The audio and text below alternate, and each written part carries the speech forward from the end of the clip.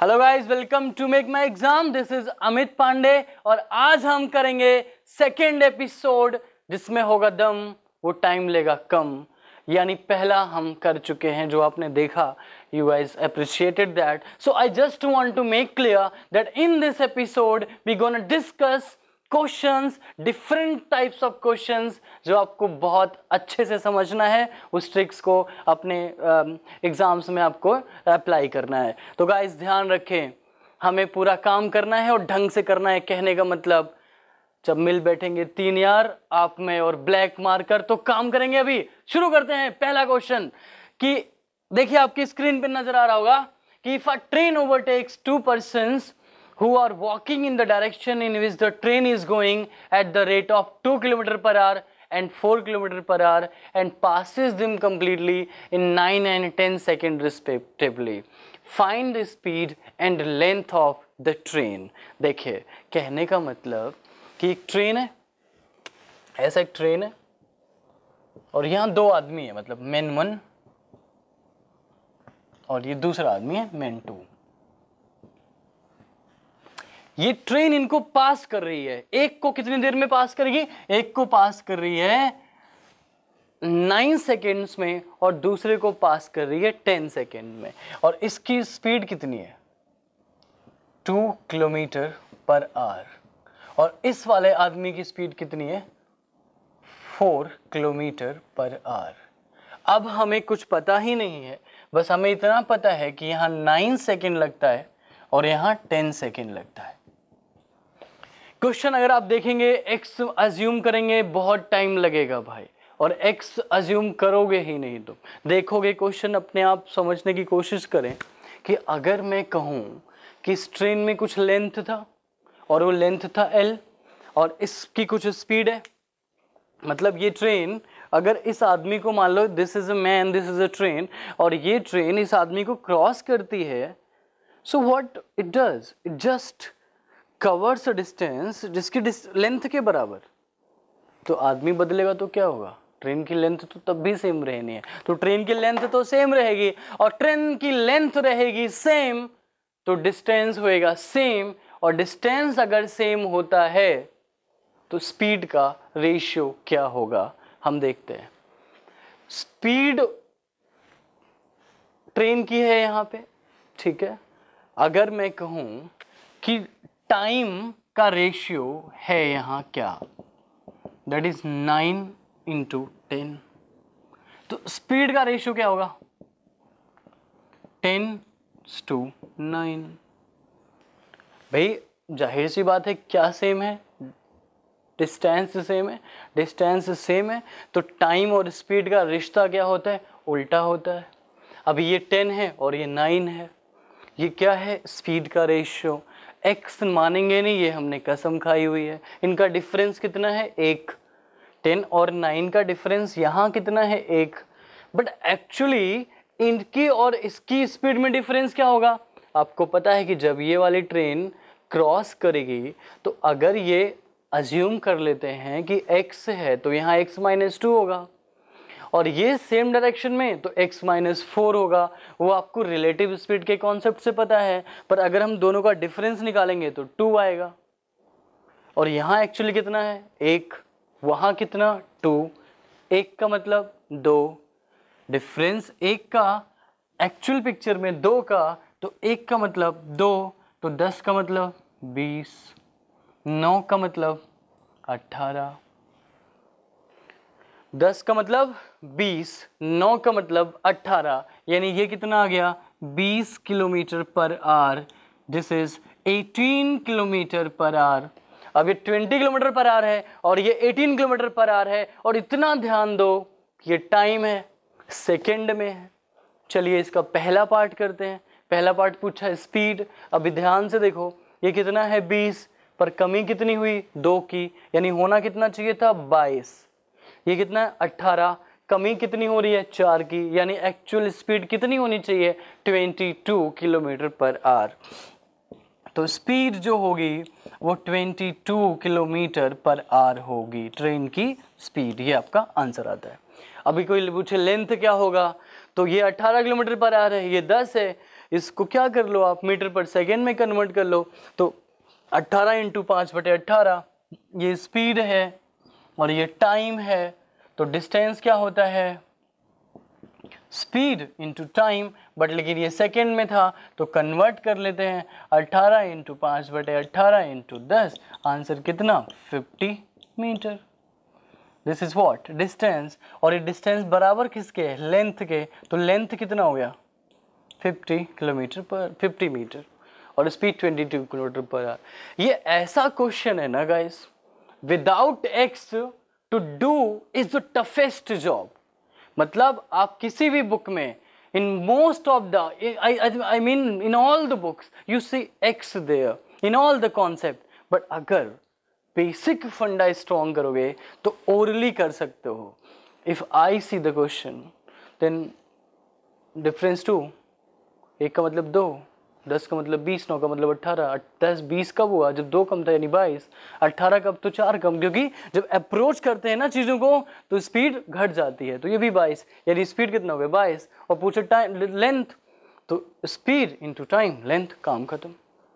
Got it. सो ये था पहला क्वेश्चन। शुरू करते हैं दूसरा क्वेश्चन। दूसरा क्वेश्चन बड़ा इंपॉर्टेंट है भाई, पेन नहीं उठाएंगे और मैं भी नहीं उठाता हूं, आप भी नहीं उठाते, लिखते करते हैं हम लोग कितनी देर में। इतना देखिए ध्यान, केक कटेगा तो सब में बटेगा, केक कटेगा तो सब में बटेगा। कितने आदमी थे, कितने आदमी थे, क्वेश्चन में पूछा कि टोटल कितने बच्चे थे, ये इन्होंने पूछा है। तो देखेंगे जब ये वाला क्वेश्चन आप और उसमें पढ़ेंगे कि टोटल कितने बच्चे थे, how many students were there. लेकिन कुछ सीन हो गया है, नंबर मिलना कितना चाहिए था, 90। सेट इन योर माइंड कि मिलना कितना चाहिए था, 90। मिला कितना 60। कितने की कमी हुई, 30 की। सोचे 100 बच्चे ऐसे थे उस क्लास के जिनको मिलना था 90, मिला 30, मिला 60, तो कमी कितने की हुई, 30 की। कितनों में हुई, 100 में। तो कितने की कमी हो गई, टोटल कमी 3000। 30 की कमी 100 पे 3000 लेस, हाउ मेनी स्टूडेंट्स, 100 के साथ ये हुआ 3000। मतलब मिलना था 90, लिखने का बिल्कुल मूड नहीं है मेरा, बस just to make you understand I am writing this. मिलना था 90, मिला 60, तो कमी कितना, 30। कितने की, 100 की। तो कितने की कमी, 3000। और इसकी वजह से एवरेज पे क्या फर्क पड़ा, एवरेज था कितना 50, हो कितना गया 45। कितने की कमी, 5 की। 3000 का केक आया, 5 केक कब मिला, केक कटेगा तो सब में बढ़ेगा, तो यानी 5 से डिवाइड, यानी कितने आदमी थे, 600%। Got that, this is the फंडा। मतलब अगर अगली बार आपने दिमाग में एवरेज का कोई क्वेश्चन आए ना, मैंने पिछली वीडियो में भी कराया हुआ है, इसमें भी करा रहा हूं, एवरेज मतलब कुछ नहीं, केक कटेगा तो सब में बटेगा, दैट्स इट। केक कटेगा सब में बटेगा। Got that, you got it. अब करते हैं अगला क्वेश्चन। अगला क्वेश्चन है कि परसेंटेज का क्वेश्चन है कि एक एग्जाम में 80% मिला इंग्लिश में पास होने वाले को, 85% मैथमेटिक्स में, 75% बोथ। मतलब कहने का ये है कि हमें जब ऐसा क्वेश्चन आएगा तो हमें समझना पड़ेगा कि दुनिया में कितने लोग हैं, 100%। और इंग्लिश में कितने पास हुए, टोटल 100% लोगों ने एग्जाम दिया है और इंग्लिश में पास हुए हैं 80% लोग, राइट। अगर मैं कहूं कि टोटल 80% है और बोथ का हमें पहले लिखना पड़ेगा, बोथ यानी इंग्लिश और मैथ्स दोनों में, तो बोथ 75% लिखा हुआ है कि 75% इन बोथ यानी 5, और 5% हम यहां ले लेते हैं, तो 80% इंग्लिश में हो गया। अभी आप देखेंगे 80% इंग्लिश हो गया। मैथ्स की बात करते हैं, मैथ्स में 85%, तो यहां मेरे को क्या चाहिए, 10% चाहिए। कितने लोग होते हैं, 100%, ये कितना परसेंट हो गया, 90%। यानी 90% ये पास हैं कहीं ना कहीं, आइदर मैथ्स और इंग्लिश। यानी कितने लोग पास नहीं है, 10%। और वहां कितने लोग हैं, 40। 10 का मतलब 40, तो 100 का मतलब 400। That's it. सोचने का भी जरूरत नहीं है sir, you see it, you do it. 10 का मतलब 40, 1 का मतलब 4, 100 का मतलब 400, यानी टोटल कितने लोग थे? 400, and that's your answer. Let's come on the fourth question, right. Concept सीखिए, कॉन्सेप्ट। अगला क्वेश्चन, चौथा क्वेश्चन क्या कहता है कि एक आदमी है 1/5 करता है 6% पर एनम। सिंपल और कंपाउंड इंटरेस्ट का क्वेश्चन है। 1/3 करता है 10% पर एनम और बाकी करता है 9% पर एनम। जब भी कभी ऐसा क्वेश्चन आएगा आप 1/5, 1/3 इस पार्ट को देखिए। तो हम टोटल इन्वेस्टमेंट या टोटल प्रिंसिपल अज्यूम करेंगे, और हम अज्यूम पता कैसे करेंगे? ये 3 है, ये 5 है, राइट। ये 3 है, ये 5 है, तो 3 5 15, लेकिन 15 मानना नहीं क्योंकि बाद में परसेंट भी है, क्योंकि इंटरेस्ट भी निकालना है। तो हम कितना मान लेते हैं? 1500। अब फर्स्ट पार्ट पे आओ, और फर्स्ट पार्ट क्या बोलता है? फर्स्ट पार्ट बोलता है कि इसका 1/5, 1/5 कितना होगा? 300, और इस पे कितना परसेंट लगा है इंटरेस्ट? 300 पे लग रहा है 6%, यानी कितना हो गया? 300 का 6% 18, ठीक है।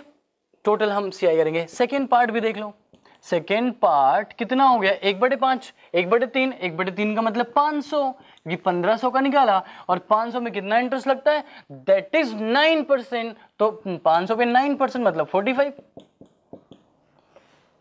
और टोटल हमें इंटरेस्ट चाहिए, हमने 18 हो गया और 45 हो गया। अच्छा, अगर मैं कहूँ कि ये 9% है और अगले बार 10% है, और 10% जो बचा, तो बचा कितना? 700, उसका 10% हुआ कितना? 70। तो टोटल आपका ऐसा ही आ गया। थर्ड पार्ट भी कर लेंगे आप। थर्ड पार्ट मतलब यहाँ 700, और 700 पे कितना परसेंट है? 10%। अब इनको ऐड करना है, और ऐड करना मुश्किल काम है, तो सीधा हम जानते हैं 40 10 50 70 120, 8 5 13 133। देखिए 10 40 50 70 128 5 13 133, और 133 इसका टोटल एसआई यानी टोटल इनकम है, और वहां कितना है? 62.8। 133 का मतलब तो 1500 का मतलब क्या होगा? 133 का मतलब 628.8, तो 1500 का मतलब क्या होगा? ठीक है, तो ये था 628.8 और 133 इंटू 1500, और हम मल्टीप्लाई किया, हमने काटा इसको, 133 को डिवाइड किया, तो हमें मिलता है 7100 अप्रॉक्स, और जो कि हमारा ऑप्शन में है नहीं, यानी हमारा इसका आंसर क्या होगा? None of these, right. So let's do the another question, that is 5। बड़ा इंपॉर्टेंट क्वेश्चन है और काफी बड़ा क्वेश्चन है ये। अगर हम इसको नॉर्मल देखेंगे तो लगेगा भैया होएगा, है नहीं, बहुत कुछ होने वाला है यहाँ पे, बट इतना इजी है। बोलता है ए 3 गुना लगता है बी और सी से, यानी इसका यही तो मतलब हुआ कि ए को 3 गुना टाइम ज्यादा लगेगा बी और सी से। अगर एफिशिएंसी की मैं बात करूं, मैं एफिशिएंसी की बात करूं, तो मैं लिख सकता हूं कि 3a is equal to B plus C, 3a is equal to B plus C, और P takes 4 time as long as A and C together to do the work. If all the 3 working together can complete the job in 24 days, तो पूछता है A कितने दिन में करेगा? अरे भाई, मैं ऐसे लिख सकता हूँ ना, अगर मैं कुछ और करूँगा मुझे टाइम लगेगा, तो मैं दोनों साइड में A ऐड कर देता हूँ, तो ये 4A हो गया और A plus B plus C हो गया। इसका मतलब जिसमें होगा दम वो टाइम लेगा कम, यानी कहने का मतलब कि A plus B plus C और A, अगर ये 4 मारेगा तो ये 1 मारेगा। इस हिसाब से एफिशिएंसी, इसका रेशियो 1:4, तो टाइम का रेशियो कितना? 4:1, और 1 का मतलब 24। ये एफिशिएंसी का रेशियो है, एफिशिएंसी का रेशियो है, तो टाइम का रेशियो क्या होगा? उल्टा होगा, और इसका दिन दिया हुआ है। 1 का मतलब 24, तो 4 का मतलब 96, एंड दैट्स योर आंसर। यानी ए को कितना लगेगा? 96 दिन। नाउ गाइस, अभी सेकंड पार्ट इसमें मैं बनाता हूं और मैं करता हूं कि बी को कितना दिन लगेगा काम करने में, बी को कितना दिन लगेगा। सो ये हमारे 5 क्वेश्चन की सीरीज थी। अभी अगले 5 क्वेश्चन फिर आएंगे हम थर्ड एपिसोड में। तैयार रहिए, जबरदस्त तरीके से पढ़िए, और don't worry about it, keep share like and subscribe. Thank you.